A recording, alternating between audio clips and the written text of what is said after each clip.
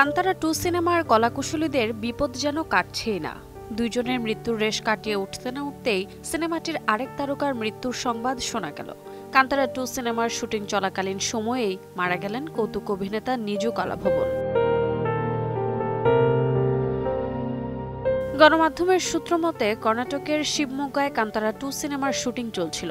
সেখানেই হঠাৎ হার্ট অ্যাটাকে মৃত্যু হয় অভিনেতা নিজুর। এই অভিনেতা শুটিং চলাকালীন অন্যান্য ক্রু সদস্যদের সঙ্গে মিথিলা হোমস্টেতে ছিলেন। গভীর রাতে হঠাৎ বুকে ব্যথা অনুভব করেন।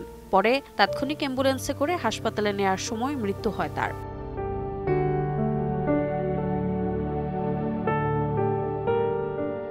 কান্তারা 2 সিনেমার মাত্র 2 মাসের মধ্যে এ নিয়ে 3 জনের মৃত্যুর ঘটনা ঘটল। এর আগে 6 মে কেরালার অভিনেতা MF কপিল শুটিং থেকে বিরতি নেওয়ার সময় কোল্লুরের কাছে সৌপর্ণিকা নদীতে ডুবে মারা যান। এরপর গত 12 মে কন্নড় কমেডি শোয়ের পরিচিত তারকা ও কৌতুক অভিনেতা রাকেশ পূজারী একটি বিয়েতে যাওয়ার সময় হৃদরোগে আক্রান্ত হয়ে মারা যান। এবার মারা গেলেন অভিনেতা নিজু। পরপর টিমের 3 সদস্যের মৃত্যুর ঘটনায় হতবাক সংশ্লিষ্টরা।